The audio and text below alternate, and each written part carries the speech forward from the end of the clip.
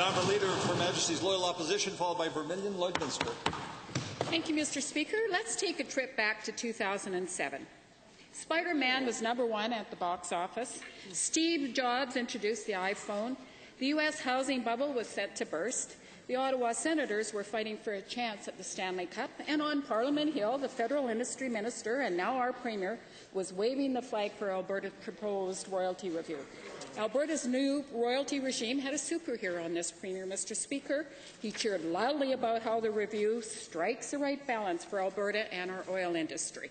Despite dire warnings from industry, that the minister and now premier gave this new royalty regime his unconditional support. Now, let's hop to 2010. Alberta's oil and gas industry is devastated by this foolish review. Billions of dollars worth of investment has picked up and walked away. The members opposite are taking down yet another one of their leaders, and a new political entity is born that stands firmly on the side of our energy industry. I'm not sure why the Premier's memory is so bad. Either way, this Premier would be wise to remember that he was a critical piece in the creation of Alberta's royalty review. He wasn't the culprit, but he was an accomplice. I don't think his memory is improving either. Just months ago, he said he'd consolidate Alberta's budget. He didn't.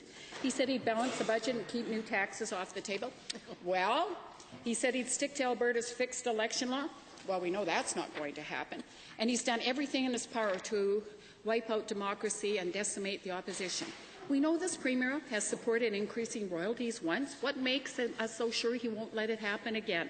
One thing for sure, Mr. Speaker, the Wild Rose remains the one and only party standing between this Premier and his foolish plans to devastate this province one more time.